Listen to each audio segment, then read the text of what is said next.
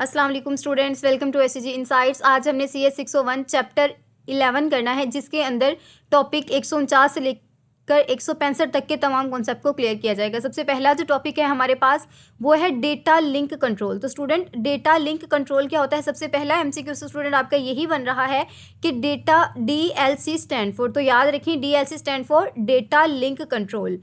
तो अब ये DLC होता क्या है? DLC दरअसल इन रूल्स और इन प्रोसीजर्स का नाम है जो दो एडजेसेंट कंप्यूटर या नोड्स के दरमियान बातचीत करवाने के लिए इस्तेमाल होते हैं।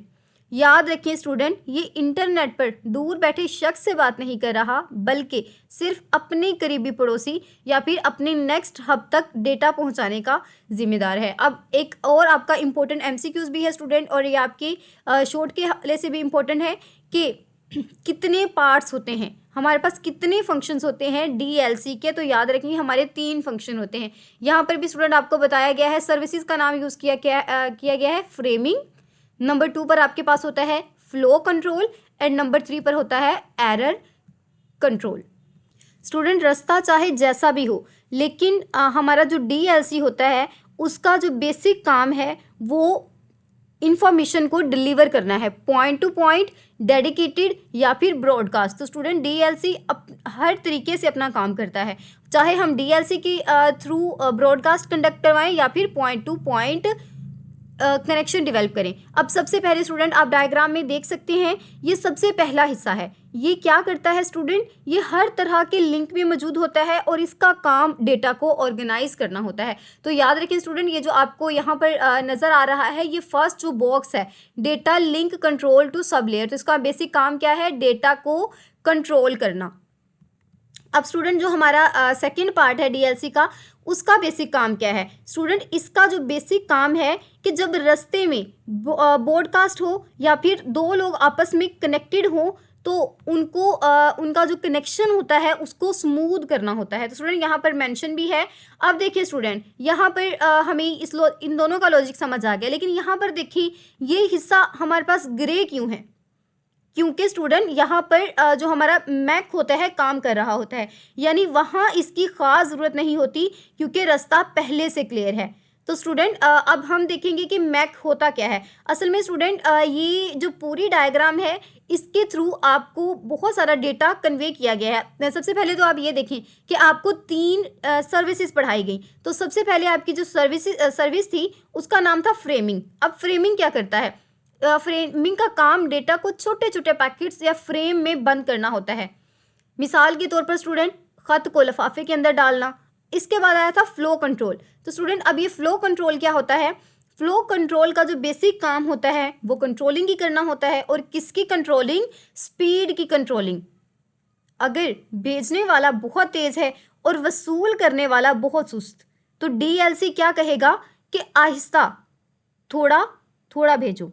तो स्टूडेंट जो कंट्रोलिंग का काम है वो सारा फ्लो कंट्रोल कर रहा होता है। और अब एरर करेक्शन, तो स्टूडेंट जब भी कोई डेटा ख़राब हो जाएगा तो उसे फिर से मंगवाने का काम कौन करेगा? हमारा एरर करेक्शन वाला हमारा जो एरर करेक्शन की सर्विस है वो ये करेगी। तो स्टूडेंट उम्मीद करती हूँ आपको ये कॉन्सेप्ट क्लियर हुआ होगा। बाकी इसके अंदर कुछ भी नहीं है स्टूडेंट, हमने मैक का पढ़ा था, तो ये जो कॉन्सेप्ट है आपको नेक्स्ट लेक्चर में करवाया गया है।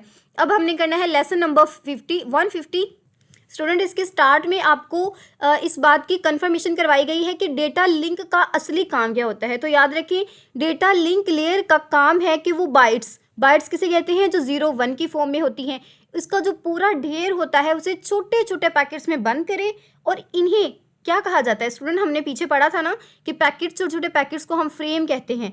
और इसके लिए ज़रूरी है कि एक मैसेज दूसरे से अलग नज़र आए या फिर डिस्टिंग्विशेबल करना, कि पहचाना जाए। अब फर्ज करें स्टूडेंट, एक फैक्ट्री आलू के चिप्स बना रही है, तो वो तमाम चिप्स को एक बड़े ट्रक में खुला तो नहीं फेंक देगी, बल्कि वो छोटे छोटे पैकेट्स बनाएगी ताकि जब कस्टमर को देना हो तो आसानी रहे और ये हिसाब भी कर सके कि कितने पैकेट्स डिलीवर हुए हैं। तो स्टूडेंट आपने याद रखना है कि डेटा लिंक लेयर छोटे छोटे पैकेट्स में इसलिए बनाती है ताकि हमारा जो फ़र्क है वो वाजे हो सके। अब जो नेक्स्ट लाइन है स्टूडेंट, उसके अंदर आपको यही मिसाल दी गई है कि आपका जो डाक का सिस्टम होता है वो भी सेम इसी रूल पर काम करता है। अब स्टूडेंट अब सवाल ये है कि हमारे पास एड्रेस क्यों ज़रूरी होता है। देखिए ना, अब डाक में भी अगर हम देखें तो जब भी हम ख़त लिखते हैं तो कागज़ के एक लिफाफे पर हम एड्रेस लिख देते हैं या फ्रेम का नाम लिख देते हैं कि ख़त किसने भेजा है, यानी कि सेंडर एड्रेस, और ख़त किस को जाना है, यानी कि डेस्टिनेशन एड्रेस। तो ये ज़रूरी क्यों था? क्योंकि स्टूडेंट ये जो हमारा डेस्टिनेशन एड्रेस होता है ये हमें बताता है कि पैकेट को किस कंप्यूटर तक पहुंचाना है। ठीक है, इसी तरह जो हमारा जो सेंडर का एड्रेस होता है वो इसलिए ज़रूरी है कि रिसीवर को पता चल सके कि वापस जवाब किसको देना है। स्टूडेंट आपको याद होगा कि अगर आप किसी को ख़त भेजते हैं तो वो वापस आपको जवाब भी तो देता है ना, तो इसीलिए ये ज़रूरी है। जब कंप्यूटर के पास इंफॉर्मेशन पहुंच जाती है तो वो पीछे बैक जवाब देता है, या कंप्यूटर की लैंग्वेज में हम इसे कहते हैं एक्नॉलेजमेंट, तो एक्नॉलेजमेंट देता है। अब स्टूडेंट आपकी ये टर्म्स बहुत इंपॉर्टेंट है कि हमारे पास जो फ्रेम का साइज़ होता है उसकी कितनी टाइप्स होती हैं। तो स्टूडेंट हमारे पास फ्रेम की 2 टाइप्स होती हैं। सबसे पहले फिक्स साइज़ और दूसरा हमारे पास होता है वेरिएबल साइज़। फिक्स साइज़, इसका साइज़ पहले से तय होता है। फिक्स्ड का मतलब क्या होता है? पहले से तय, यानी जो भी फ्रेम होगा उसका फॉर एग्जांपल हम कहेंगे कि हमारा हर फ्रेम है उसके अंदर 100 बाइट्स होंगी। इसमें हमें ये बताने की ज़रूरत नहीं होती कि फ्रेम कहाँ ख़त्म हो रहा है, क्योंकि रिसीवर को पता है कि 100 के बाद अगला फ्रेम शुरू हो जाएगा। तो स्टूडेंट जिस तरह हम फॉर एग्ज़ाम्पल कोई हम टीन के अंदर कोई चीज़ डाल रहे हों, जिसे हम क्या कहते हैं, कार्टन कहते हैं आई गेस। तो स्टूडेंट जब हम उसके अंदर कोई भी चीज़ डाल रहे होते हैं, फॉर एग्जांपल निम्को पैक कर रहे होते हैं, तो हम गिन के ही डालते हैं ना 50 पैक्स। इसी तरह स्टूडेंट हमारा जो डेटा होता है उसे अगर हम फिक्स साइज़ में रखते हैं तो हमारा जो रिसीवर होता है उसे पता चल जाता है कि 100 बाइट्स का डेटा है ये, और 100 के बाद कौन सा फ्रेम शुरू हो जाएगा, नेक्स्ट फ्रेम शुरू हो जाएगा। अब वेरिएबल साइज़ क्या होता है स्टूडेंट? इनका साइज़ डेटा के हिसाब से छोटा या बड़ा हो सकता है, लेकिन यहाँ पर सबसे बड़ा मसला ये था कि रिसीवर को कैसे पता चलेगा कि मैसेज कहाँ पर ख़त्म हुआ। तो स्टूडेंट अब इसका जवाब है, इसका जवाब क्या है स्टूडेंट? यहाँ पर आपको ये दोनों टेक्निक्स बेसिकली दिखाई गई हैं। तो स्टूडेंट हमारे पास इसका क्या जवाब है या इसका क्या हल है? इसके लिए हमें शुरू और आखिर में डीलिमिटर्स लगानी पड़ती हैं। तो स्टूडेंट यहाँ पर भी आपको ये बता दिया गया है कि हमारा जो डीलिमिटर्स होते हैं या बाउंड्री होती है वो हमें यूज़ करनी पड़ती है। यहाँ पर तो हमें खुद से ही पता चल जाती है, लेकिन यहाँ पर हमें स्पेसिफाई करनी पड़ती है। अब स्टूडेंट डीलिमिटर क्या होता है? जैसे हम जुमला ख़त्म होने पर फुल स्टॉप लगाते हैं, इसी तरह हमारा डीलिमिटर होता है। अगर हम फुल स्टॉप ना लगाएं तो कैसे पता चलेगा कि हमारी बात जो है वो ख़त्म हो गई है। अब यहाँ पर स्टूडेंट हमारा जो वेरिएबल फ्रेमिंग टेक्निक्स होती हैं वो यूज़ होती हैं हमारे लेंस के अंदर, और हमारे पास ये जो टेक्निक्स होती हैं वो 2 डिफरेंट कैटेगरी में डिवाइड होती हैं। सबसे पहले हमारे पास होता है character oriented framing and bit oriented framing. तो स्टूडेंट यहाँ पर सिर्फ आपको ये डायग्राम ही दी गई है, इसकी जो एक्सप्लेनेशन है वो हम आई गेस लेक्चर नंबर 160 में करेंगे। तो ये देखिए नेक्स्ट जो हमारा लेक्चर है वो है 151, जिसका जो टॉपिक है वो है फ्रेम साइज 2। तो स्टूडेंट हम बात कर रहे थे ना कि हमारा जो हमने फिक्स का तो पढ़ लिया था कि हमारी जो बाउंड्रीज होती हैं वो खुद ही एक्ट करती हैं, उन्हें खुद से पता चल जाता है। और हम वेरिएबल की बात कर रहे थे, तो स्टूडेंट इसके लिए डिफरेंट टेक्निक्स यूज़ होती हैं। जैसे हमारी जो सबसे कॉमन टेक्निक है वो हमारे पास आस्की कोडिंग है। स्टूडेंट हम ऊपर पढ़ के आए हैं ना कि हमारे पास 2 तरह की टाइप होती हैं। तो हमने जो फर्स्ट पढ़ी थी वो थी frame in character oriented protocol. तो स्टूडेंट सबसे पहला एमसीक्यूज तो ये है कि frame in character oriented protocol को कौन यूज़ करता है या कौन सी ऐसी स्कीम है जो यूज़ कर रही होती है। तो याद रखें स्टूडेंट, आस्की एक ऐसी स्कीम है जो हमारे पास इससे डील कर रही होती है। ये एमसीक्यूज आपका रिपीट भी होता है स्टूडेंट। अब नेक्स्ट हमारे पास कि इस स्कीम के अंदर हम करेक्टर्स को भेजते कैसे हैं। तो स्टूडेंट हर करेक्टर 8 बिट्स का होता है। यहाँ पर स्टूडेंट आपको लिख के यहाँ पर आपके सर ने आपको स्पेसिफाई भी किया है कि हर जो करेक्टर होता है उसके अंदर कितनी बिट्स होती हैं, उसके अंदर 8 बिट्स होती हैं, और ये आम तौर पर आस्की कोड होता है। ये देखिए स्टूडेंट यहाँ पर सर ने ये भी मेंशन कर दिया है। जैसे हम स्टूडेंट अपने कीबोर्ड पर जो यूज़ करते हैं वो हमारा आस्की कोड ही होता है। अब स्टूडेंट की हमारा जो फ्रेम होता है उसका स्ट्रक्चर कैसा होता है। तो स्टूडेंट हमारे फ्रेम के बिल्कुल शुरू और आखिर में फ्लैग्स लगते हैं। तो ये देखिए स्टूडेंट, ये स्टार्ट है और ये एंड है। याद रखें, इंपॉर्टेंट एमसीक्यूज है कि फ्रेम के शुरू और एंड में क्या लगता है। डिफरेंट ऑप्शंस आएंगे, आपने याद रखना है कि शुरू और एंड में हमेशा फ्लैग्स लगते हैं। और स्टूडेंट अब इसका जो हमारे पास असल वर्किंग क्या होती है, तो स्टूडेंट ये एक ख़ास 8 बिट का पैटर्न होता है। ये रिसीवर को बताता है कि होशियार हो जाओ, नया फ्रेम शुरू होने वाला है, और आखिर में बताता है कि बस ये फ्रेम ख़त्म हो गया। तो इसका काम क्या है, ये उसे एक्टिव करता है, अटेंटिव करता है, और लास्ट में अल्लाह हाफिज़ बोलता है। तो आपने ये याद रखना है, हमारे फ्लैग्स का बेसिकली यही काम होता है। अब हमारी जो इमेज है उसके अंदर ये चीज़ रह गई, हेडर और ट्रेलर। तो स्टूडेंट सबसे पहला कि हेडर क्या होता है, तो स्टूडेंट ये हमारे पास इसमें बेसिकली जो हमारा सोर्स एड्रेस होता है वो, और हमारा जो डेस्टिनेशन एड्रेस होता है उसकी इंफॉर्मेशन होती है। ये देखिए स्टूडेंट, लिखा भी हुआ है, इंपॉर्टेंट एमसीक्यूज है, सोर्स डेस्टिनेशन प्लस हमारा जो सोर्स भी कह सकते हैं, हम सेंडर भी कह सकते हैं, या फिर रिसीवर इंफॉर्मेशन। बहुत इंपॉर्टेंट है स्टूडेंट। अब हमारा रह गया ट्रेलर। तो हमारा जो ट्रेलर होता है उसके अंदर क्या होता है स्टूडेंट, ये डेटा के बाद और फ्लैग से पहले लगता है। ये देखें, पूछा जा सकता है स्टूडेंट कि फ्लैग से पहले और डेटा के बाद क्या लगता है। तो स्टूडेंट इसी तरह के आपको क्वेश्चन पूछे जाते हैं। मैं इसी तरह थोड़ा सा घुमा के बात इसलिए करती हूँ ताकि आप अपने माइंड को फ्रेश करें और सोचें। तो स्टूडेंट फ्लैग से पहले और डेटा के बाद क्या यूज़ होता है, हमारा ट्रेलर यूज़ होता है। अब ये ट्रेलर क्या बला है, तो स्टूडेंट इसके अंदर एरर करेक्शन होती है। बेसिकली स्टूडेंट हम रिडंडेंट बिट्स देते हैं, और ये वही CRM या फिर चेक सम होता है जो हमने पिछले चैप्टर्स में पढ़ा था। स्टूडेंट हमने पढ़ा था ना कि एक कोड जनरेट कर देता है, फिर वो हमारे एरर की करेक्शन करता है। तो ये तो हम पढ़ के आ चुके हैं। अब नेक्स्ट जो हमारा चैप्टर है, हमारा जो नेक्स्ट लेसन है वो है 152, जिसका टॉपिक है कनेक्शन ओरिएंटेड फ्रेमिंग। तो स्टूडेंट हमने ऊपर करेक्टर पढ़ लिया है। अब जो हमारा नेक्स्ट है वो है कनेक्शन ओरिएंटेड प्रोग्रामिंग। तो सबसे पहले स्टूडेंट हमारा बिट स्टफिंग इन करेक्टर ओरिएंटेड फ्रेमिंग। स्टूडेंट जिस तरह वहाँ पर हमारा आस्की यूज़ हो रहा था, यहाँ पर क्या यूज़ हो रहा है, बाइट स्टफिंग। अब ये होता क्या है, यहाँ पर स्टार्ट में स्टूडेंट आपको कुछ प्रॉब्लम्स बताए गए हैं कि क्या वजह थी कि हम बाइट स्टफिंग की तरफ हमने मूव किया।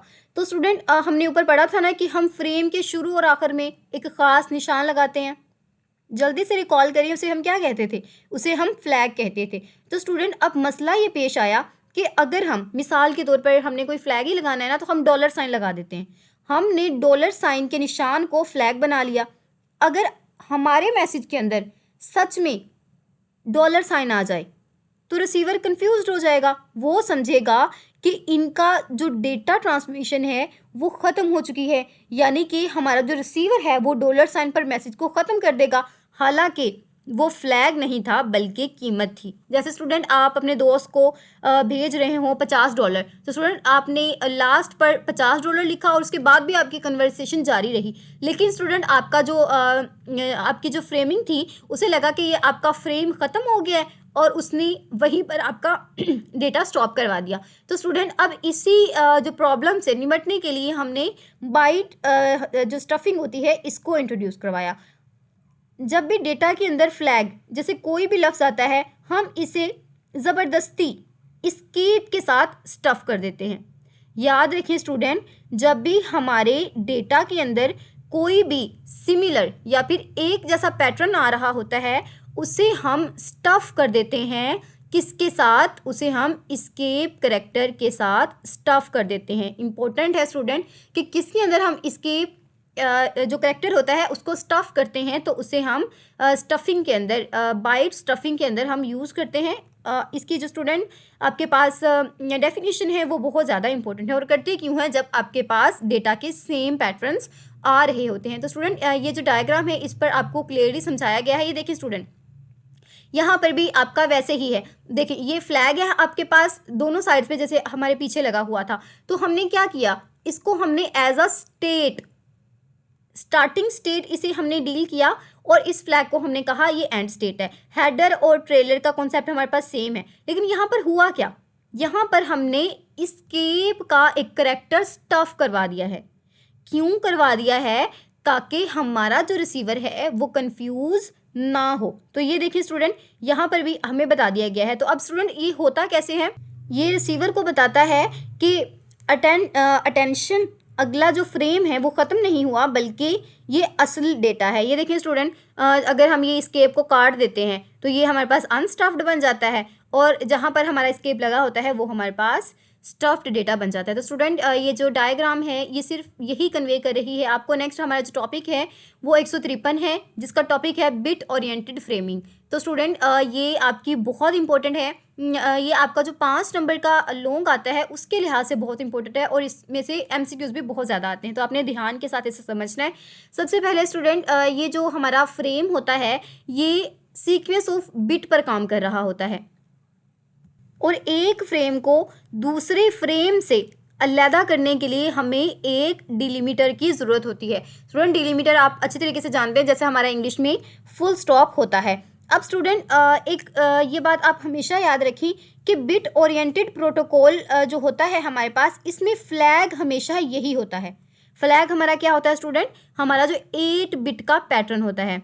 तो याद रखें, हमारा फ्लैग क्या होता है, हमारा 8 बिट का पैटर्न, और वो 8 बिट कोई भी हो सकती है स्टूडेंट। और अब स्टूडेंट, यहाँ पर हमारा जो इशू आया था वो सेम था जो हमारा कनेक्शन ओरिएंटेड में इशू आ रहा था। वो क्या था स्टूडेंट, हमने जो पीछे बाइट स्टफिंग पढ़ा था उसके अंदर ना एक इशू आ रहा था। वो इशू क्या था कि हमारा असली डेटा के अंदर अगर इत्तेफाक के साथ यही पैटर्न बन जाए। मिसाल के तौर पर स्टूडेंट, हमारे पास ये जो पैटर्न है जिसे हमने फ्लैग बनाया था, बिट स्टफिंग की थी 8 बिट से, अगर इत्तेफाक से हमारे डेटा के साथ भी सेम यही हो जाए तो क्या होगा, हमारा रिसीवर तो उसे फ्लैग समझेगा और फ्रेम को बंद कर देगा। स्टूडेंट, याद रखिए, जब भी भेजने वाला डेटा में मुसलसल 5 बार 1 देखता है, अब देखिए स्टूडेंट, ये रहा 1 2 3 4 एंड 5, ये जो 5 में से हाईलाइट कर देती हूँ डिफरेंट कलर के साथ। ये देखें, जब स्टूडेंट जो सेंडर होता है वो मुसलसल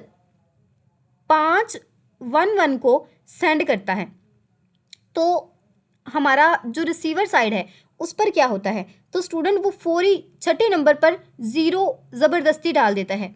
इस तरह कभी भी डेटा में मुसलसल 1 मतलब 6 बार जो 1 1 नहीं आ पाते और वो उसे फ्लैग जैसा नहीं देखता। स्टूडेंट, मैं अगेन रिपीट करती हूँ, ये देखें, यहाँ पर स्टूडेंट आपके 1 2 3 4 5 6, तो स्टूडेंट यहाँ पर 6 थे, ठीक है। और ये जो आपके इसे भी मैं डिफरेंट कलर के साथ करती हूँ ताकि जब आप हैंड आउट से स्टडी कर रहे हो तो आपको आसानी रहे। ये देखिए स्टूडेंट, अब जिसको मैंने रेड किया है वो हमारे क्या थे, वो हमारे फ्लैग थे, और हमारे यहाँ पर बाइट स्टफिंग पढ़ रहे थे ना हम, तो यहाँ पर असूल क्या था कि हमारे 6 करैक्टर वैसे ही जाएंगे एज अ फ्रेम, और इन दोनों के एंड पर 0 लगेगा जो हमारे क्या होंगे, हमारे फ्लैग्स होंगे। लेकिन स्टूडेंट, कभी कभार ऐसा होता है ना कि हमारा जो एग्जैक्ट डेटा होता है वो 6 ही होते हैं और 6 के बाद 0 आ जाता है। ये पॉसिबल है क्योंकि कोडिंग के अंदर ऐसे मसाइल आते हैं। तो स्टूडेंट, हम क्या करेंगे, हम इसका हल ये करते हैं जो हमने बिट स्टफिंग में पढ़ा है, हम हर 5 1 के बाद एक 0 स्टफ कर देते हैं। ये देखें, 0 आया था, ठीक है, 1 1 1 1। स्टूडेंट, ये क्या हुआ, हमारा जो 5वां करैक्टर है हमने उसे क्या कर दिया, 0 बना दिया। क्यों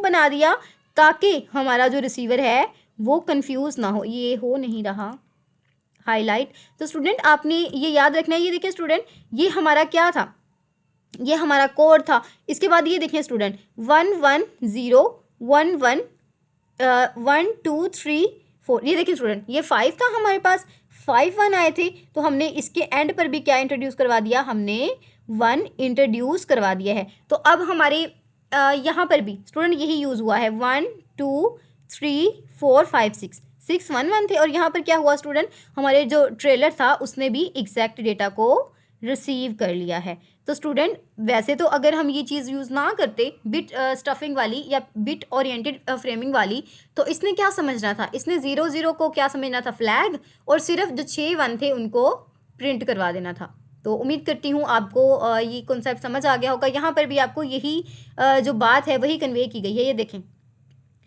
1 2 3 4 5 6 6 1 1 है, ठीक है स्टूडेंट। यहाँ पर क्या हुआ, हर 5 डिजिट के बाद 0 स्टफ करवाना है ज़बरदस्ती। 1 2 3 4 एंड 5। देखिए यहाँ पर 0 नहीं था, लेकिन हमने यहाँ पर 0 स्टफ करवा दिया है। क्यों करवा दिया है? ताकि हमारा जो रिसीवर है वो कंफ्यूज ना हो। Important MCQs, bit oriented protocol में हम 5 बिट्स के बाद 0 को स्टफ करवाते हैं। पूछा जाता है कितनी बिट्स के बाद करवाते हैं। अब देखें 1 1 जैसे हमारे पास ऊपर था वो एज इट इज़ आ गया। ठीक है स्टूडेंट, नेक्स्ट हम यहाँ पर आते हैं 1 2 3 4 5। यहाँ पर जो हमारा जो लॉजिक है वो एग्जैक्ट है। और स्टूडेंट यहाँ पर जो हमने 0 स्टफ करवाया है वो हमारा क्या है, वो हमारा एज आ फ्लैग काम कर रहा है। ये देखें स्टूडेंट, ये बाकी तमाम लॉजिक इसी तरह से है, तो आपको इतना ज़्यादा इसमें कंफ्यूज होने की ज़रूरत नहीं है। नेक्स्ट हमारा जो टॉपिक है वो है 154, जिसके अंदर हमने पढ़ना है flow and error control. Student बहुत आसान है, अगर आप थोड़ा सा अपने माइंड को फ्रेश करके पढ़ेंगे तो ये टॉपिक्स बहुत आसान है। आपका जो लेक्चर नंबर 9 था ना वो बहुत टफ था स्टूडेंट। हमने पहले ही जो हमारा पहला ही टॉपिक था उसके अंदर बहुत अच्छे तरीके से पढ़ा था कि जो DLC होता है उसका काम सिर्फ डेटा भेजना नहीं होता, बल्कि ये देखना भी होता है कि डेटा किस स्पीड के साथ जा रहा है और क्या वो एग्जैक्ट पहुंच रहा है या नहीं। स्टूडेंट हमने पढ़ा था ना, फ्लो कंट्रोल भी हमने पढ़ा था, एरर करेक्शन भी पढ़ा था, तो इसका जो बेसिक काम था वो यही था। तो स्टूडेंट यहाँ पर हमारे पास 2 फ़र्क आए। कौन से 2 फ़र्क स्टूडेंट? पहला हमारे पास था प्रोडक्शन और दूसरा हमारे पास कंजप्शन। तो स्टूडेंट अब प्रोडक्शन रेट क्या होता है हमारे पास? प्रोडक्शन रेट में हम ये देखते हैं कि डेटा बना कौन रहा है और भेज कौन रहा है, यानी कि जो प्रोड्यूसर होता है। और स्टूडेंट जो हमारा कंजप्शन रेट होता है उसमें हम क्या डिस्कस करते हैं, जो हमारा रिसीवर होता है, यानी कि जो डेटा को वसूल कर रहा है या फिर इस्तेमाल कर रहा है। तो स्टूडेंट अब बात ये है कि ये दोनों एलिमेंट्स अब इन्वॉल्व हो गए। अब ज़रूरत इस बात की पेश आई कि इन दोनों की स्पीड में बैलेंस होना चाहिए। ऐसा ना हो कि भेजने वाला बहुत तेज़ हो और वसूल करने वाला बहुत स्लो। तो स्टूडेंट जब ये वाला हमारे पास सिनेरियो आया तो किसने हमें फैसिलिटेट किया? वो था हमारे पास बफर। तो स्टूडेंट बफर ने हमें फैसिलिटेट किया। अब स्टूडेंट जो ऊपर आपने पढ़ा है कि अगर हमारा सेंडर तेज़ हो जाए, रिसीवर स्लो हो, तो इसकी मिसाल कुछ ऐसे ही है स्टूडेंट। आपके अंदर आप फॉर एग्जांपल अपनी दोस्त के साथ कैचिंग बॉल खेल रहे हैं, आप मुसलसल फेंके जा रहे हैं बॉल्स, लेकिन आपका जो दोस्त है वो सुस्त है, वो बॉल्स पकड़ नहीं पा रहा। तो स्टूडेंट क्या होगा? हमारी जो डेटा है वो लॉस हो जाएगा। या फिर ऐसा है कि आप बोलते जा रहे हैं लेकिन आपकी जो दूसरी साइड पर फ़ोन कॉल पर है उसे कुछ भी समझ नहीं आ रही, क्योंकि आप बॉल ही इतनी स्पीड के साथ रहे हैं। तो स्टूडेंट इन ऐसे जब सिनेरियोज आते हैं तो हमारे पास बफर आता है। तो अब बफर का काम क्या होता है स्टूडेंट? सबसे पहले कि स्टूडेंट अब बफर होते क्या हैं कि बफर मेमोरी में एक टेम्परेरी स्टोरेज होती है। याद रखें, बफर एक टेम्परेरी स्टोरेज है जिसे हम वेटिंग रूम या गोदाम भी कह सकते हैं। जब डेटा आता है तो सबसे पहले बफर में स्टोर होता है और फिर आहिस्ता आहिस्ता प्रोसेस होना स्टार्ट हो जाता है। सबसे पहले स्टूडेंट आप यहाँ पर देख रहे हैं सेंडिंग नोड। तो सेंडिंग नोड का हमारे पास क्या फंक्शनैलिटी है स्टूडेंट? ये रिसीवर ये जो सेंडिंग नोड होता है ये हमारे फ्रेम्स को पुश करता है। ये देखें स्टूडेंट, सेंडिंग नोड क्या कर रहा है? पुश कर रहा है हमारे फ्रेम को। ठीक है, नेक्स्ट हमारे पास आता है रिसीविंग नोड। तो स्टूडेंट रिसीविंग नोड क्या कर रहा है? रिसीवर हमारे पास एक एरो होता है। ये देखें स्टूडेंट, यहाँ पर एक एरो है ना, ये देखें। अब इस एरो का मकसद क्या है? वैसे तो कंज्यूमर का मतलब होता है ना कंज्यूम करना, तो स्टूडेंट अब इस एरो का मकसद क्या है? याद रखना है आपने, ये जो एरो है ये सेंडर की तरफ वापस जा रहा है, ऐसा ही है ना, रिसीवर से निकलकर सेंडर के पास जा रहा है। तो स्टूडेंट इसे हम क्या कहते हैं? इसे हम फीडिंग कहते हैं। ठीक है स्टूडेंट, अब हमारे पास स्टूडेंट जो हमने ये भी देख लिया कि यहाँ पर रिसीव हो रहा था। अब जो हमारे पास दूसरा जो हमारे पास बात आई थी ना इस डायग्राम में, वो थी कि ये भाई एरो क्यों निकला। अब इसका जवाब ये है कि हम बैक फीडिंग इसीलिए करते हैं। मिसाल के तौर पर जो रिसीवर कहता है कि when the buffer is full, जब हमारा बफर फुल हो जाए तो वो सेंडर को कहे कि भाई रुक जाओ। ठीक है, जब हमारा बफर फुल है तो वो सेंडर को रोकेगा, अपनी सारी प्रोसेसिंग करेगा और फिर जब उसकी प्रोसेसिंग हो जाएगी तो वो फिर से पैगाम देगा कि भाई वैकेंसीज यानी कि जगह खाली है, ट्रांसफ़र शुरू कर दो। इसी तरह student, if two parties use a buffer with only one slot, अगर दो पार्टीज यूज़ करती हैं बफर को वन स्लॉट के साथ तो उनकी जो कम्युनिकेशन होती है वो बहुत ईजियर हो जाती है। तो इम्पोर्टेंट एमसीक्यूज़ है, जो कम्युनिकेशन होती है वो ईजियर कैसे हो जाती है जब दो पार्टीज़ वन स्लॉट बफर को यूज़ कर रही होती है। नेक्स्ट जो हमारा टॉपिक है वो है एरर करेक्शन। तो स्टूडेंट, ये जो तमाम कॉन्सेप्ट्स हैं ना ये आपस में बहुत ज़्यादा रिलेटेड हैं। ये कुछ टॉपिक्स तो ऐसे हैं जो आपको बिल्कुल भी आपके लिए एज इट इज़ इम्पोर्टेंट नहीं है। अगर आप एक चीज़ को अच्छे से समझ लेते हैं तो बार बार आपको करने की ज़रूरत नहीं। स्टूडेंट, ये जो एरर कंट्रोल वाली बात है ना, ये हमने लास्ट लेक्चर में बहुत ही तफसील के साथ पढ़ी थी, लेकिन यहाँ पर भी मैं आपको सादा सी लफ्ज़ों में ये बता देती हूँ। देखिए स्टूडेंट, हमारे पास डिफरेंट टाइप्स होती हैं। सिर्फ यहाँ पर यही है कि अगर हमारा जो फ्रेम है वो करप्ट हो जाएगा तो वो स्लाइंटली डिस्कार्ड कर देगा, ठीक है स्टूडेंट। और इफ़ इट इज़ गुड, अगर गुड होगा तो हमारे नेटवर्क को डिलीवर हो जाएगा। इसी तरह अगर हमारा फ्रेम करप्टेड होगा तो वही बात स्टूडेंट, तो वो क्या करेगा, एक एक्नॉलेजमेंट भेज देगा, सेंडर को वापस भेज देगा, वो हमने जो ऊपर पढ़ा था। अब स्टूडेंट, हमारा जो DSL का प्रोटोकॉल होता है वो दो तरह का हो सकता है। या तो वो कनेक्शन वाला हो सकता है, यानी कि दोनों के दरमियान कनेक्शन होगा, जो हमारे फ्रेम्स हैं उन पर नंबरिंग दी होगी या फिर कोई ऑर्डर सेट किया होगा। और दूसरा होता है कनेक्शन लेस। तो स्टूडेंट, इसका मतलब है कि हमारे जो फ्रेम्स हैं उनके दरमियान कोई भी नंबर नहीं होगा या कोई भी इंफॉर्मेशन नहीं होगी। वेरी वेरी इंपॉर्टेंट लेक्चर, बहुत ज़्यादा इंपॉर्टेंट है स्टूडेंट। सबसे पहले तो हमने ये देखना है कि हमारा जो डेटा लिंक प्रोटोकॉल होता है उसकी कितनी टाइप्स होती हैं। तो स्टूडेंट, हमारे पास डेटा लिंक कंट्रोल की 4 टाइप्स होती हैं। सबसे पहले सिंपल प्रोटोकॉल, नंबर 2 पर है stop and wait protocol, go back and protocol and selective repeat protocol. Student, ये नाम आपने अच्छी तरीके से याद कर लेने हैं। आपके जो 3 नंबर का क्वेश्चन आता है उसके लिहाज से बहुत इंपॉर्टेंट है और MCQs के लिहाज से भी। सबसे पहले स्टूडेंट, हमारे पास FSM क्या होता है। MCQs FS स्टैंड फॉर, तो याद रखें F for finite, S for state and M for machine. अब स्टूडेंट, ये मशीन करती क्या है। FSM असल में हमारे पास एक मशीन होती है, यानी कि ख्याली मशीन होती है जिसके अंदर स्टेट्स की काउंटिंग होती है।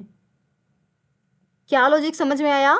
स्टेट्स की काउंटिंग हो रही है, मतलब हमारी जो स्टेट हैं वो अनलिमिटेड नहीं होती बल्कि लिमिटेड होती हैं। ये मशीन हमेशा किसी एक हालत में सुकून से बैठी रहती है जब तक कि बाहर से कोई इवेंट पेश ना आए। अब स्टूडेंट, क्या हमने पढ़ा, हमारे पास इसके 2 रिएक्शंस होते हैं, list of action to be perform and determining the next state. Important है स्टूडेंट, हमने पढ़ा ना कि तब तक बिल्कुल रेस्ट में बैठी रहेगी जब तक कि पीछे से कोई ऑर्डर नहीं आता। मिसाल के तौर पर आपका पंखा चल रहा है तो स्टूडेंट, क्या वो खुद ब खुद अपनी स्टेट चेंज करता है। बिल्कुल भी नहीं। तो स्टूडेंट, जो ऑफ है वो उसकी बंद स्टेट है, जो ऑन है वो उसकी चलने की स्टेट है। तो स्टूडेंट, हमारा पंखा हमेशा ऑफ रहेगा, ये स्टेट 1 है। जब तक हम इसे ऑन नहीं करेंगे ये स्टेट 2 है।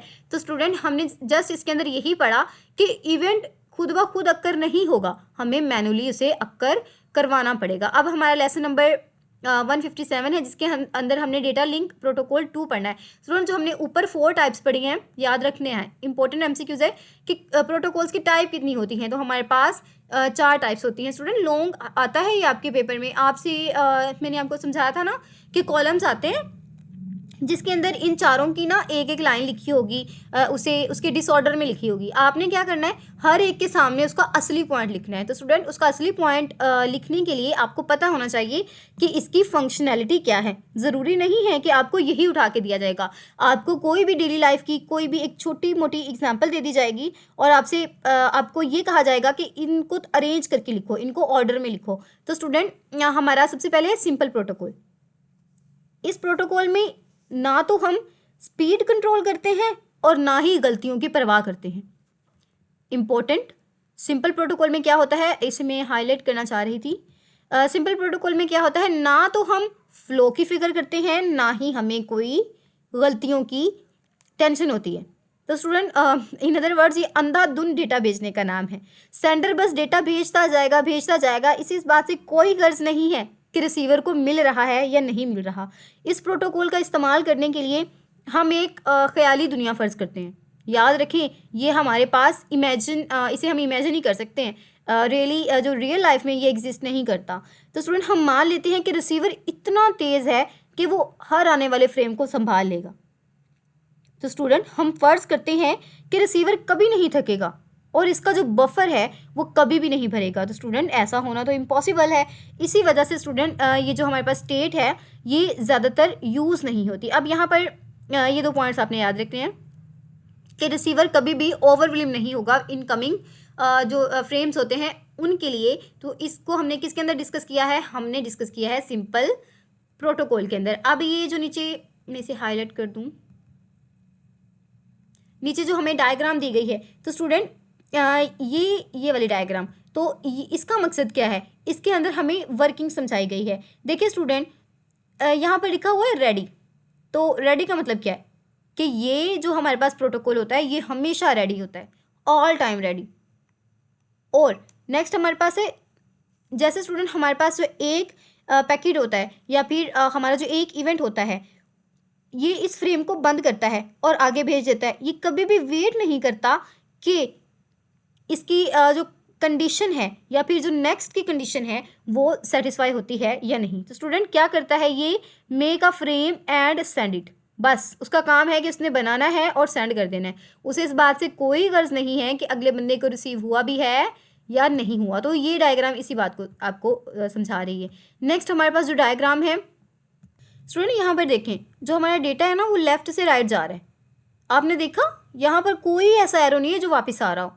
ऐसा कोई सिस्टम ही नहीं है कि रिसीवर बता सके कि भाई थोड़ा आहिस्ता चलो, मैं रिसीव नहीं कर पा रहा। तो ये वाला जो हमारा प्रोटोकॉल था ये बहुत ही रेयर है। अब ये यूज़ ही नहीं होता क्योंकि स्टूडेंट इसके अंदर कोई रोक टोक ही नहीं थी, कोई चेकिंग ही नहीं हो रही थी। अब नेक्स्ट जो हमारा टॉपिक है वो है स्टॉप एंड वेट प्रोटोकॉल। तो स्टूडेंट ये हमारी सेकेंड टाइप है प्रोटोकॉल की। यहाँ पर स्टूडेंट सबसे पहले है कि ये हमारे पास दोनों काम करता है। इम्पोर्टेंट, वेरी इंपॉर्टेंट, कि ऐसा कौन सा प्रोटोकॉल होता है जो डेटा को के फ्लो को भी कंट्रोल कर रहा होता है और एरर्स को भी कंट्रोल कर रहा होता है। तो स्टूडेंट वो स्टॉप एंड वेट प्रोटोकॉल है। अब स्टूडेंट ये वर्क कैसे करता है? ये प्रोटोकॉल बहुत अहम किरदार अदा करता है, वो तो स्टूडेंट हम पढ़ चुके हैं। अब स्टूडेंट इसका जो रूल है वो बहुत सिंपल है। ये सेंडर को एक फ्रेम भेजता है, फिर वो रुक जाता है और रिसीवर की तरफ एक्नॉलेजमेंट का इंतज़ार शुरू हो जाता है। जब जवाब मिल जाता है कि हाँ मुझे फ्रेम मिल गया, तब ही वो अगले फ्रेम पर काम करता है। तो स्टूडेंट कितना ज़बरदस्त है ना ये, कि पहले ये देखें, पहले डेटा जाएगा, अगर मिला है तो क्या होगा? एक्नॉलेजमेंट वापस आएगी, फिर वो दूसरा काम करेगा। और यहाँ पर लिखा भी है ना कि ये हमारे पास डुप्लेक्स होता है, यानी कि 2 वे इसके अंदर काम हो रहा होता है। अब यहाँ पर स्टूडेंट लिखा है कि CRT। अब CRT क्या होता है? स्टूडेंट डेटा महफूज रखने के लिए हर फ्रेम के साथ CRT का कोड लगा देते हैं। ये हमने पहले भी पढ़ा है स्टूडेंट। रिसीवर जो फ्रेम को वसूल करते ही CRT चेक करता है। अगर डेटा ख़राब है तो उसे कबूल नहीं करता और खामोश रहता है। जब स्टूडेंट कहते हैं ना खामोशी का मतलब क्या होता है वो खुद ही समझ जाना चाहिए।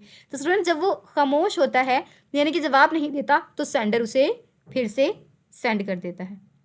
तो दोनों काम हमने इसके अंदर परफॉर्म कर लिए। हमने CRT पढ़ लिया जो एरर करेक्शन की बात कर रहा था, और हमने फ्लो कंट्रोल की भी बात कर ली। अब नेक्स्ट स्टूडेंट हमने टाइप 1 तो पढ़ ली। अब हमारे पास टाइप 2 है। इसके अंदर क्या होता है ये देखिए स्टूडेंट, ये तो हमारे पास वही सेम बात है जो हम ऊपर भी डिस्कस करके आ चुके हैं। बस आपने इसे एक बार देख लेना है। क्या बताया गया है? सिर्फ इस डायग्राम में इसी बात को दिखाया गया है। ये देखें, पैकेट गया है, फ्रेम ने क्या यूज़ किया है? यहाँ पर आके उसने CRT यूज़ किया है, पैकेट यहाँ पर आया है। अब देखें, इसी काम पर उसने वापस भी तो पैगाम देना था। उसने पैगाम दिया है कि भाई मेरा आपने जो दिया था वो मेरे पास पहुंच चुका है। तो उसने यहाँ पर आकर क्या कर दिया? एक्नॉलेजमेंट दे दी। एक्ट मतलब एक्नॉलेजमेंट। अब देखें, यहाँ पर पैकेट दिया इसने, यहाँ पर आके क्या हुआ? यहाँ पर तो स्टूडेंट ये देखें, यहाँ पर तो आगे मूव हुआ था, लेकिन यहाँ पर आके वो बैक हो गया। इसका मतलब क्या है? कि लॉस्ट हो चुका है।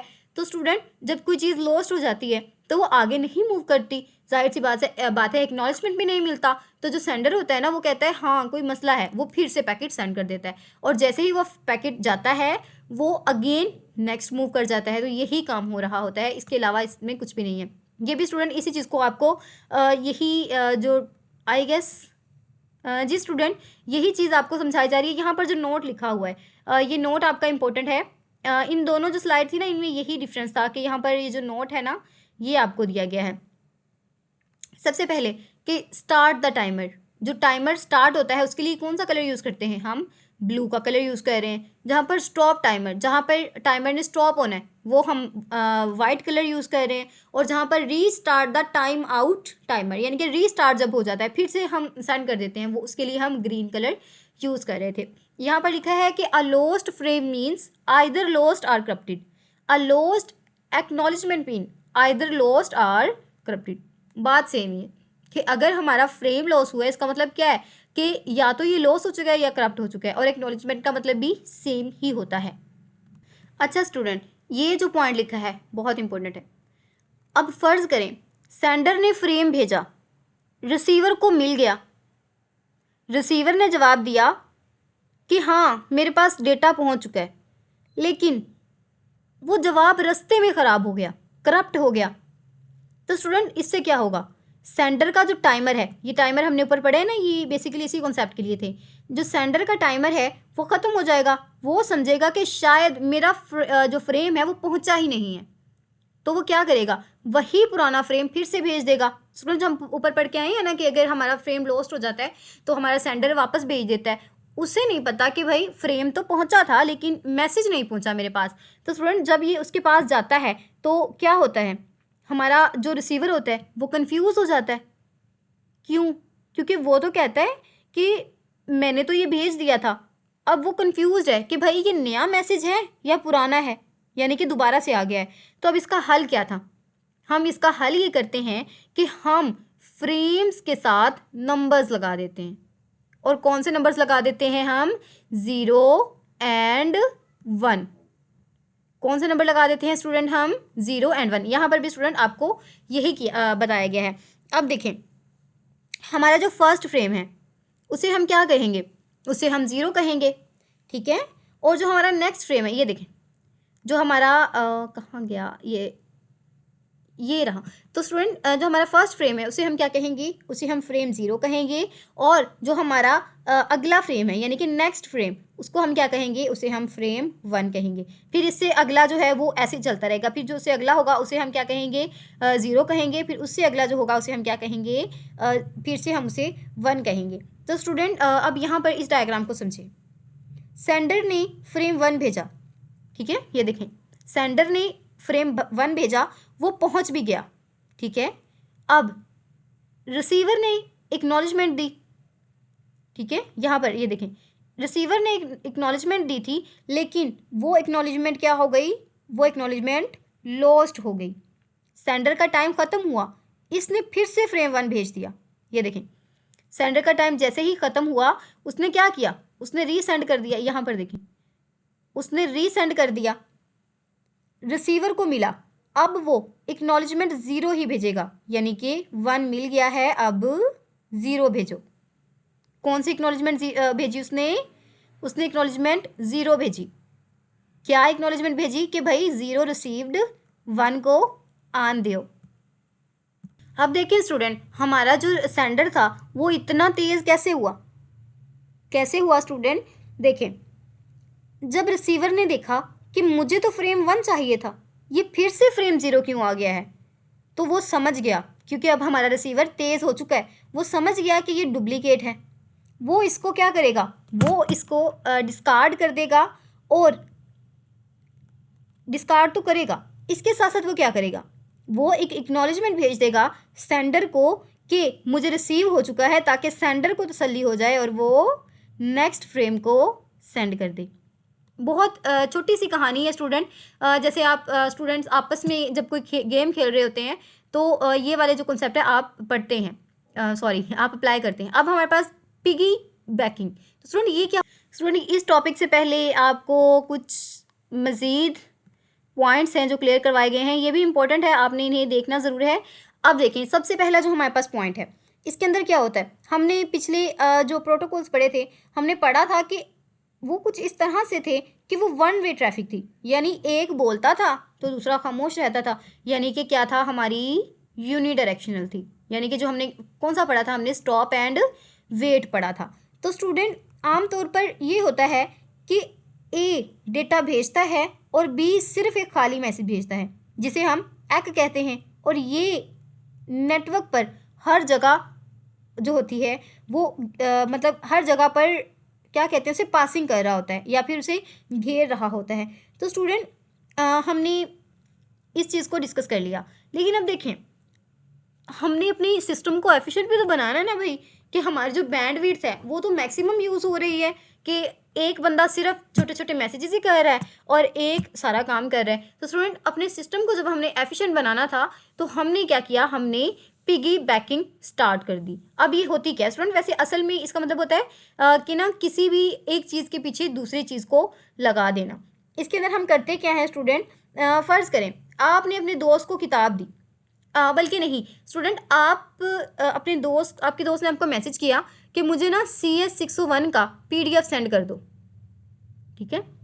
आपने उसे PDF सेंड किया, उसके बाद आपने मैसेज किया कि चैप्टर 11 का PDF है। एक मेथड तो ये है जो हमने ऊपर पढ़ लिया। अब देखें स्टूडेंट, आपने PDF सेंड किया और नीचे जो मैसेज का सेक्शन आता है आपकी व्हाट्सएप में, ये ज़रूर होगा, आपने वहाँ पर लिख दिया कि मेरे दोस्त ये चैप्टर 11 है। तो स्टूडेंट क्या हुआ, आपने एक तीर से दो शिकार कर दिए। तो स्टूडेंट यही काम करता है हमारी पिगी बैकिंग। तो यहाँ से आपका कॉन्सेप्ट क्लियर हो गया होगा। ये क्या करता है, ये एक ही मैसेज के पीछे दूसरे को लगा देता है ताकि दो चक्कर ना लगाने पड़े। अब हमारा जो नेक्स्ट आया था वो है high level data link control, जिसे हम क्या कहते हैं, HDLC। एब्रीवेशन इंपॉर्टेंट है। अच्छा स्टूडेंट, इस बुक में जितनी भी एब्रीवेशन है ना वो बहुत इंपॉर्टेंट है। ऐसा ही होता है, जब मैंने पेपर दिया था ना तो मुझे एब्रीवेशन से आ रही थी, और ये फ्री के नंबर होते हैं। अब स्टूडेंट ये हमारे पास क्या करता है, HDLC असल में बहुत पुराना और बुनियादी प्रोटोकॉल है जो आजकल के इंटरनेट का दादा माना जाता है। तो स्टूडेंट याद रखिए, बहुत ज़्यादा इंपॉर्टेंट प्रोटोकॉल है ये। और आज के इंटरनेट ऐसे कौन से हैं जिन्हें हम वायरलेस या फिर लैन में यूज़ कर रहे होते हैं, हमारा इथरनेट, हमारा PPP को भी हम नेक्स्ट पढ़ते हैं। और ये किसके लिए क्या करता है, ये इम्प्लीमेंट करता है स्टॉप एंड वेट बिट को। याद रखिए student, stop and wait bit को यूज़ करता है, उसके अंदर बिट ओरिएंटेड कम्युनिकेशन हो रही होती है, point to point and link to link. अब देखें ये स्टूडेंट हमारा कन्फिगर किस तरह होता है, तो इसकी बेसिकली दो तरह की कन्फिगरेशन होती है। सबसे पहले है NRM, again abbreviation is important, N for normal, R for response, M for mode. Next हमारे पास है ABM, तो A for asynchronous, B for balanced and M for mode. तो स्टूडेंट जो हमारा DLC होता है ना उसकी 3 टाइप्स होती हैं। इंपॉर्टेंट, वेरी वेरी इंपॉर्टेंट, ये टॉपिक भी बहुत इंपॉर्टेंट है। इसके हमारे पास 3 फ्रेम्स होते हैं। नंबर 1 पर होता है हमारा इंफॉर्मेशन फ्रेम, नंबर 2 पर होता है सुपरवाइजरी फ्रेम। अच्छा, इंफॉर्मेशन को हम क्या कहते हैं, I frame, important MCQs। Supervisory frame को क्या कहते हैं, S फ्रेम, और अननंबर्ड फ्रेम को क्या कहते हैं, U फ्रेम। अब यहाँ पर आपको वर्किंग दिखाई गई है। यहाँ पर 2 स्लाइड्स हैं, 2 स्लाइड्स में आपको ये दिखाया गया है। स्टूडेंट सबसे पहले तो हमें हमने जो ऊपर पढ़ा है ना इंफॉर्मेशन फ्रेम यानी कि I फ्रेम, इसको यहाँ पर थोड़ा सा डिस्क्राइब किया गया है। इसमें क्या होता है स्टूडेंट, इसमें एक बॉस होता है और बाकी तमाम जो होते हैं वर्कर्स होते हैं। सबसे पहले आपने देखा ना यहाँ पर लिखा है प्राइमरी, तो स्टूडेंट ये हमें क्या कर रहा होता है, ये हमें कमांड दे रहा होता है। ये देखिए यहाँ पर आपको मेंशन भी किया गया है कि प्राइमरी कमांड दे रहा होता है, और स्टूडेंट जो हमारा सेकेंडरी होता है वो क्या होता है, ये हमारा वर्कर होता है। अब वर्कर क्या होता है स्टूडेंट, जो अपने आप नहीं बोल सकता या फिर अपनी मर्जी से नहीं बोल सकता। तो स्टूडेंट ये सिर्फ तभी जवाब देता है जब इससे बॉस कुछ भी पूछे, ठीक है स्टूडेंट। और ये देखें स्टूडेंट यहाँ पर आपको यही बताया गया है। और इसकी अगर हम इसकी इसके वेज में बात करें तो स्टूडेंट इसे हम अनबैलेंस कहते हैं, क्योंकि ताकत सिर्फ एक के पास होती है। याद रखें, इंपॉर्टेंट MCQs है। सेकेंडरी को हम अनबैलेंस भी कहते हैं क्योंकि इसका तो कोई इख्तियार ही नहीं है, इस वजह से इसके पास बैलेंस नहीं होता। तो यहाँ पर भी आपको यही कन्वे किया गया है कि इसने कमांड देनी है, इसने हुक्म देना है और इसने जी हजूर कहना है। अब हमारे पास क्या है, एसिंक्रोनस बैलेंस्ड मोड। इसके अंदर क्या होता है स्टूडेंट, इसमें दोनों ही बराबर होते हैं। इसमें कोई आका और क्या कहते हैं हम, गुलाम, इसका कोई सीन नहीं होता। दोनों रिस्पॉन्ड भी कर सकते हैं और दोनों कमांड भी दे सकते हैं। अब हमारे पास नेक्स्ट टॉपिक है फ्रेमिंग। जैसे हमने 3 टाइप्स पढ़ी हैं, वही 3 टाइप्स हैं, इनको हम थोड़ा थोड़ा देखेंगे। स्टूडेंट इसके अंदर बेसिकली इस चैप्टर के अंदर, जी हाँ, तो सिर्फ मोटे मोटे थोड़े से पॉइंट्स हैं वो हम क्लियर करते हैं इसके अंदर। बाकी जो आपकी ऊपर 3 टाइप्स पढ़ी हैं वो बहुत इंपॉर्टेंट थी। अच्छा, पहला जो फ्रेम है उसे हम क्या कहते थे, आई फ्रेम। स्टूडेंट ये सबसे अहम फ्रेम होता है, इसका इस्तेमाल यूजर्स का डेटा भेजने के लिए होता है। इम्पोर्टेंट एमसीक्यूज के आई फ्रेम का इस्तेमाल क्यों होता है, यूज़र के डेटा को सेंड करने के लिए। इसके अंदर कंट्रोल इन्फॉर्मेशन भी होती है, यानी इसके ज़रिए हम जो हमने पिगी बैकिंग पढ़ा था, यानी कि डेटा की रसीद वापस भेजना, वो भी कर सकते हैं। और दूसरी बात स्टूडेंट, ये जो हमारा यूज़र इन्फॉर्मेशन सबसे बड़ा होता है, देखा आपने। वैसे ही अगर हम अपनी आई से ही देखें तो ये बड़ा है बाकी जो है इसकी निस्बत से ये छोटे होते हैं। इसमें देखिए स्टूडेंट, हमारा जो नेक्स्ट है हमारे पास है ना, वो है एस फ्रेम। एस फ्रेम क्या होता है, सबसे पहली बात कि ये हमारे पास सेकंड होता है, और हमने यहाँ पर ये भी देखना है कि इसके अंदर हम बाइट पर बात कर रहे होते हैं। और यहाँ पर एक और इम्पोर्टेंट बात है कि इसके अंदर हमारा जो CRT होता है वो 2 या 4 बाइट से छोटा होता है, या फिर 2 या 4 बाइट्स बड़ी होती हैं हमारे CRT से। अब इसके अंदर होता क्या है स्टूडेंट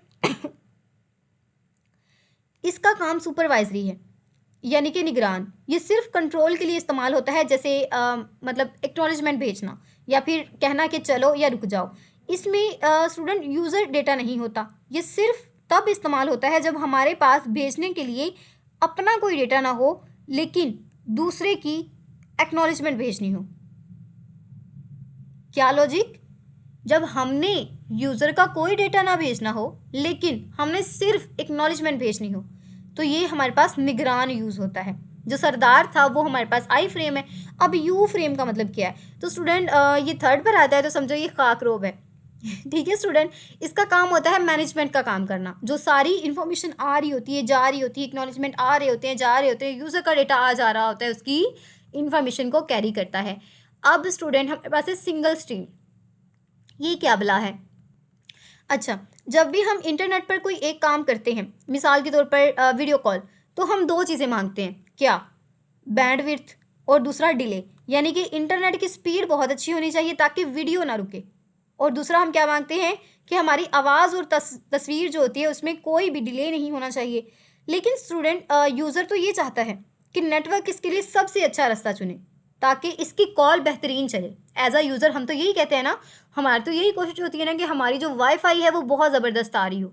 लेकिन हमारे जो ऑपरेटर्स होते हैं, हमारे नेटवर्क का जो ऑपरेटर होता है जिसे हम ISP कहते हैं, वो क्या चाहता है, तो कंपनी जो इंटरनेट कंपनी है उसका मकसद सिर्फ हमें खुश करना नहीं होता, बल्कि इंटरनेट के पूरे नेटवर्क को बचाना होता है। वो चाहता है कि कम से कम बैंडविड्थ इस्तेमाल हो, वो चाहता है कि किसी एक तार पर सारा बोझ ना पड़े, बल्कि ट्रैफिक सब जगह बराबर बराबर तकसीम हो ताकि कोई भी जो लिंक है वो बैठ ना जाए। ये तो हमारी ऊपर जो हमने पढ़ा ना स्टूडेंट, वो हमारी रिक्वायरमेंट्स थी। अब जो हमने नेटवर्क की भी पढ़ ली है ना, जो ऑपरेटर होता है वो उसकी क्या कोशिश होती है कि वो कम से कम बैंडविड्थ यूज़ करे और इस तरह से यूज़र्स को डिवाइड करे कि कोई एक जो लिंक है वो बैठे ना, यानी कि वो फ्लॉप ना करे, बल्कि तमाम पर वो थोड़ा थोड़ा हो जाए। तो स्टूडेंट ट्रेड ऑफ का मतलब क्या होता है, सबसे पहली बात कि ट्रेड ऑफ का मतलब होता है जहाँ पर टकराव हो जाता है। यहाँ पर ये वाली टर्म इंपॉर्टेंट है स्टूडेंट। QS की जो QS होता है इसका मतलब क्या होता है स्टूडेंट, ये हमारा VIP प्रोटोकॉल है। इसमें डेटा भेजने से पहले पूरा रास्ता रिजर्व कर लिया जाता है। जैसे स्टूडेंट आपने देखा होगा, अगर आप लाहौर में रहते हैं, कि जब भी वज़ीर आज़म ने गुजरना हो तो सारी सड़क खाली करवा ली जाती है। इसमें गारंटी होती है कि वज़ीर आज़म की गाड़ी को कोई रोक नहीं सकता या फिर ट्रैफिक नहीं आएगी, लेकिन ये तरीका बहुत महंगा पड़ता है। ठीक है स्टूडेंट, पूरे हॉल को सिर्फ एक बंदा अगर रजिस्टर करवाता है या फिर बुक करवाता है तो वो महंगा पड़ता है ना, इससे अच्छा है कि वो अपने घर पे बैठ के खाना खा ले। अब देखें, नेक्स्ट हमने पढ़ा ट्रेड ऑफ। तो स्टूडेंट अब ट्रेड ऑफ क्या करता है, यहाँ पर ये बाकी चीज़ें तो हमारी वही सेम है जिस तरह हमने ऊपर पढ़ा ये देखिए हमारे पास है डिफ सर्व। तो स्टूडेंट सबसे पहले डिफ सर्व का मतलब क्या होता है? डिफ स्टैंड फॉर डिफरेंशिएटेड और एस फॉर सर्विस। तो स्टूडेंट अब इसके अंदर क्या होता है? ये रास्ते को बुक नहीं करता बल्कि डेटा के पैकेट्स पर लेबल लगा देता है। हर रोटर, जिसे स्टूडेंट हम हब भी कहते हैं, हर पैकेट को चेक किया जाता है। अगर वीआईपी लेबल है तो उसे पहले ही गुजरने दिया जाता है, वरना लाइन में लगा दिया जाता है। अब जैसे स्टूडेंट एयरपोर्ट पर होता है, जो बिजनेस क्लास वालों की जो लाइन होती है वो अलग और तेज़ होती है, लेकिन जहाज़ सबका एक ही होता है और ये तरीका आजकल सबसे ज़्यादा यूज़ होता है। तो स्टूडेंट आपने यही याद रखना है कि जो एटीएम कार्ड होता है जैसे वो भी सबके लिए सेम ही होता है। तो यही आपकी एग्जांपल है।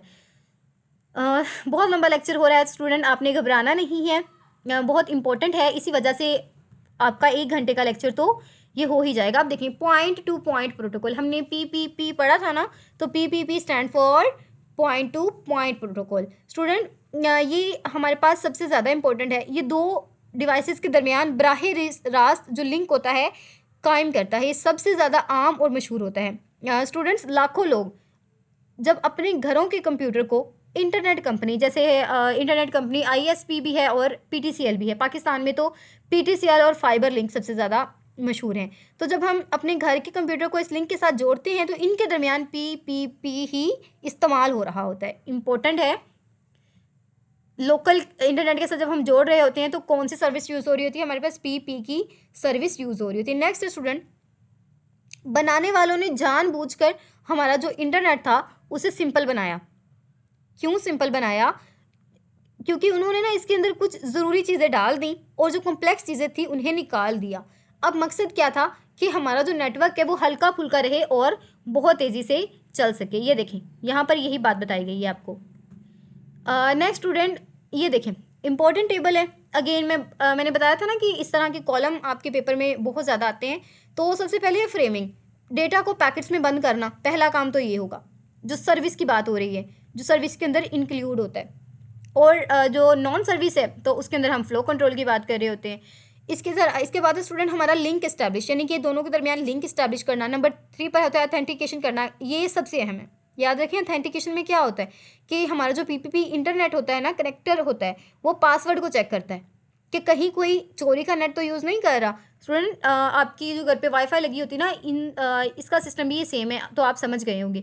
ये भी स्टूडेंट ये भी मैं आपको पढ़ा के आ चुकी हूँ। यही चीज़ें जो हम पीछे पढ़ कर आए हैं, इसके अंदर एज इट इज़ कुछ भी नहीं है। अब हमारा है मल्टीप्लेक्सिंग, इंपॉर्टेंट। स्टूडेंट जो मल्टीप्लेक्सिंग होता है ना वो सादा नहीं है। और दूसरी बात स्टूडेंट, ये अहम बहुत है और इसके अंदर क्वालिटीज़ बहुत हैं।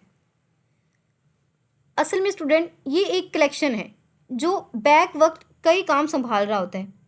स्टूडेंट पीपीपी जो हमारा डेटा लिंक लेयर का प्रोटोकॉल है, लेकिन ये अकेला काम नहीं करता बल्कि अपने अंदर 3 मुख्तलिफ प्रोटोकॉल को लेकर चलता है जो अलग अलग काम करते हैं।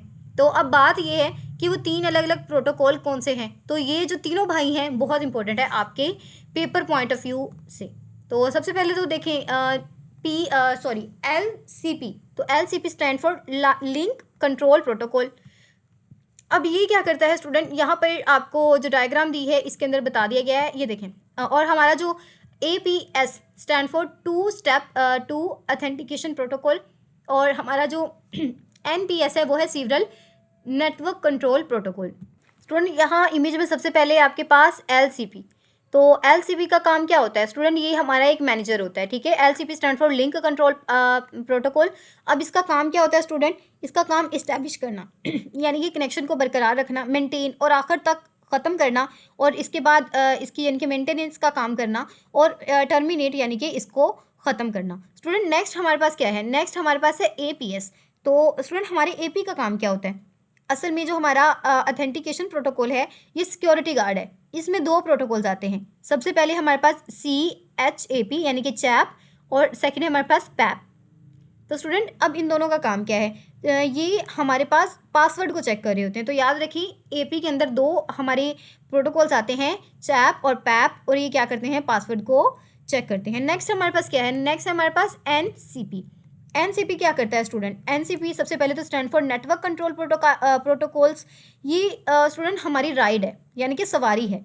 ये नेटवर्क लेयर का डेटा, जैसे ICP, ये देखिए यहाँ पे लिखा भी है IP CP एंड OSICP को लेकर जाता है और आपका इंटरनेट चला रहा होता है उसके पास। ये देखिए स्टूडेंट, यहाँ तक तो आपका कवर हो गया। नेक्स्ट अब ये देखिए कि PPP जो फ्रेम के अंदर एक प्रोटोकॉल होता है, ये हमें क्या करता है स्टूडेंट, ये हमें बताता है कि अभी अंदर कौन है, यानी कि LCP या AP या NAP। ये देखिए स्टूडेंट, ये जो हमारा ऊपर खाना है ना, ये हमें क्या करता है, ये हमें बता रहा होता है सबसे ऊपर वाला कि अंदर कौन कौन काम कर रहा है या अंदर जो वर्किंग है वो किसकी चल रही है।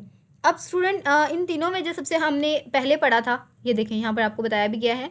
ये जो डायग्राम है ना आपके इम्पोर्टेंट है MCQs के लिहाज से, बहुत इंपॉर्टेंट है।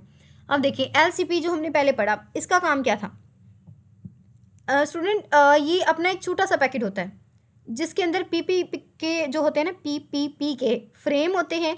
और स्टूडेंट इसके जो फ्रेम होते हैं इसके अंदर पेलोड हम किसे कहते हैं, जिस तरह हमारी जो इन्फॉर्मेशन होती है पेइंग के बारे में, उसको क्या करता है, छुपा कर बैठा होता है। ठीक है।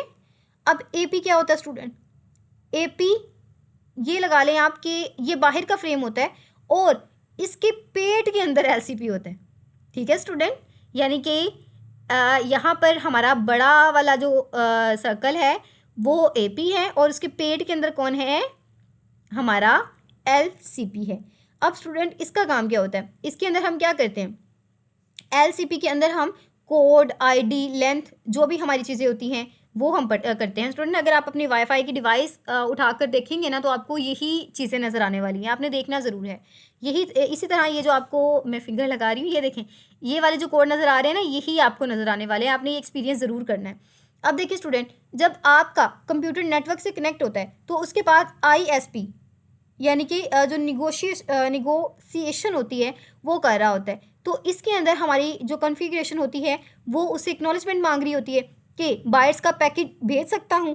तो स्टूडेंट अगर उसे इजाज़त मिले तो वो उस पैकेट को कॉन्फ़िगर कर देता है, यानी कि कॉन्फ़िगर एक्ट कर देता है, एक्सेप्ट कर लेता है। अगर नहीं हो तो वो अपनी वैल्यू को ठीक कर लेता है। तो स्टूडेंट इसी तरह हमारा जो सेकंड है वो उसके अंदर हम क्या पढ़ते हैं, हमारा कोड है जिसे हम ग्रुप C भी कहते हैं। ये देखें, ये वाला कोड। तो स्टूडेंट ये हमारा बेसिकली क्या कर रहा होता है, ये चेक कर रहा होता है कि नेटवर्क ज़िंदा है या नहीं यानी कि नेटवर्क चल रहा है या नहीं। मिसाल के तौर पर हेलो क्या तुम ज़िंदा हो, वो क्या कहता है, यानी कि नेटवर्क क्या रिप्लाई करता है कि हाँ मैं सुन सकता हूँ या फिर मैं ज़िंदा हूँ। ये देखें, ये वाले काम हो रहे होते हैं। ठीक है स्टूडेंट। अब नेक्स्ट हमारा बस स्टूडेंट ये वाले जो कोड्स हैं ना, ये आप ना ही करें तो बेहतर है। बस ये जो आपने ऊपर कर लिया ना, यही इनफ है। तो यहाँ पर ये हमारा टॉपिक ख़त्म होता है। यहाँ पर हमारा बाकी भी है। तो स्टूडेंट यहाँ पर भी आपको यही बताया गया है। सबसे पहले वही कहानी कि कौन होता है और कितने होते हैं, ये भी बता दिया कि PPP जो ऑथेंटिकेशन होती है उसमें क्या कर रहा होता है। जो पैप होता है वो पासवर्ड चेक कर रहा होता है, जो चैप होता है वो हैंड शेकिंग या फिर चैलेंज, जो भी चैलेंज आ रहे होते हैं उनको चेक कर रहा होता है, इंपॉर्टेंट MCQs के लिहाज से भी और वैसे भी। अब ये देखें, वही स्टूडेंट जो मैं आपको ऊपर करवा के आ चुकी हूँ वही चीज़ें यहाँ पर भी यही कि अगर वो फेल हो रहा है तो वो बताता है, रिस्पॉन्ड करता है, और अगर सक्सेस हो जाती है तो जो सक्सेस होती है उसके बारे में बताता है। ये वो तमाम कोर्स हैं जो हम ने ऊपर ही डिस्कस कर लिए हैं। तो स्टूडेंट उम्मीद करती हूँ आपको लेक्चर पसंद आया होगा। स्टूडेंट ये वाला जो लेक्चर है ये हम ऊपर करके आ चुके हैं बहुत अच्छे तरीके से, इस वजह से मैं इसे स्किप करवा रही हूँ। तो दुआओं में ज़रूर याद रखिएगा। अल्लाह ताला आपको कामयाब करे, बहुत सारी तरक्कियाँ अता फ़रमाए। आज साल का लास्ट दिन है। अल्लाह ताला आपके आने वाले साल के लिए आपके लिए बहुत सारी आसानियाँ फ़रमाए। मेरे लिए भी दुआ करें। अल्लाह हाफिज़।